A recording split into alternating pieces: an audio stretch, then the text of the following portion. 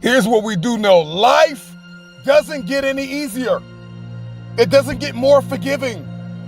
We just get stronger and we get more resilient. One thing I've noticed is that enthusiasm is common, but endurance is rare. The race is not given to the strong nor the swift, but it is given to he that endureth until the end. One thing I know is that we've all been hit with a measure of adversity at some point in our life. Everybody listening to me has been hit with a measure of trauma.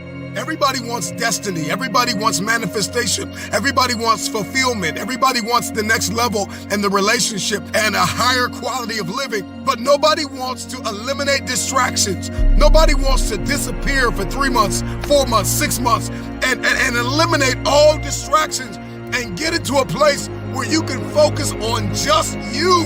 What if you could just shut out every distraction? What if you could just shut out the world for just a season and focus on you?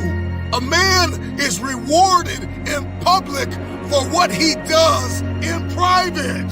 The reason why you don't see it, the reason why it has not manifested, the reason why you are so frustrated is because you have not been willing to forsake all that you've been called to forsake and to follow through behind closed doors. Sure, you can talk about it. Sure, you can plan it. Sure, you can write it down. Sure, you can go to the conference and hear about it. You can read about it. But at some juncture, you have to disappear and put the work in and come back and shock everybody that doubted you. Some of you don't even realize you have unfinished business. You need to go back where you left off with a new perspective. Go back to the gym. Go back to the drawing board. Go back to the business. Go back to the relationship. Go back to the burning building. You have unfinished business. All you got to do is show up with a new game plan and a new perspective. You got unfinished business. You have unfinished business.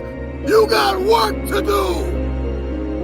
What happens when your perspective, your perception diametrically opposes your reality?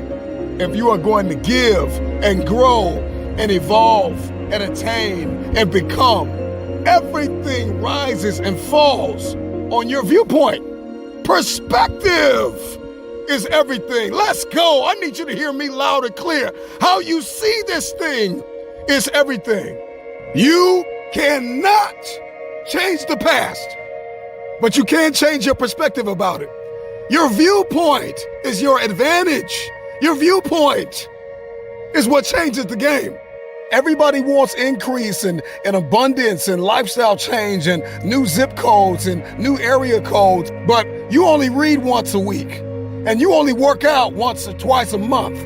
And so the reason why you don't have what it is that you see, the reason why what's in your head it's not in your hands, it's not your reality, it's because your perspective opposes your potential.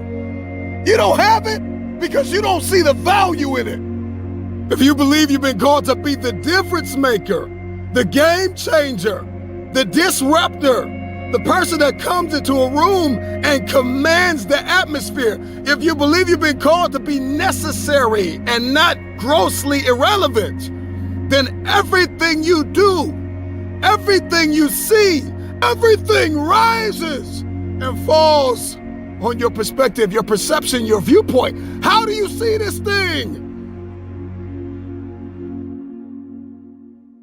And see, when we get into the prison of fear, because we have fallen in an area, fear has friends. One of the chief friends of fear is doubt. And doubt kills more dreams than failure ever will. There are people who have failed in their head before they even reach the field. So I want to invite you to renounce the spirit of fear. Failure is the only opportunity to begin again. And if I'm talking to anybody that's hungry for the future, all you need is an opportunity to try again. Failing doesn't make you a failure. It's something you did. It's not who you are. And so one thing we are going to have to get crystal clear about is that if I failed, then I can win. I'm talking to that football team. I'm talking to that baseball team, that basketball team. I'm talking to that fighter. I'm talking to that track star. I'm talking to that athlete. I'm talking to that student. I'm talking to the person who failed the exam over and over and over again. I'm talking to that individual who feels as though all hope is lost, who feels as though they gave it their all. If you are still alive, you've got something left. Thomas Edison, he was fired from his first 2 jobs. His teachers coined him stupid, that he couldn't learn anything. This is the man who invented the light bulb the first 1,000 times he failed. But he was never a failure. He just found 1,000 ways that don't work.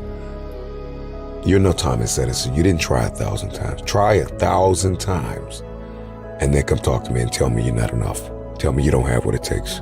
Tell me you're stupid. Tell me you're dumb. Tell me you're slow. Tell me you don't have enough. Whatever pushed you to the ground, whatever knocked you to the floor, from that place, I want you to look it in the eye and tell it. Tell that person, tell that circumstance, tell that place, tell whatever it is that knocked you to the floor. You can't keep me here. If you're going to understand the program of resiliency, we are going to have to stop running from difficult times. Stop praying that the storm will pass over you and pray to grow through the storm. Stop going around it, go through it. What you go through, you will grow through. Some fights are not won in the first round. Flat out. And the moment that you get that and you get crystal clear and you accept the fact that there are some giants that you will not defeat in the first round. You need endurance. You need stamina to reach some goals. You're not going to hit the million with the first investment. You're not going to hit the home run always at first swing. But resiliency says, I belong here and I deserve another shot. I want my opportunity. Give me my opportunity.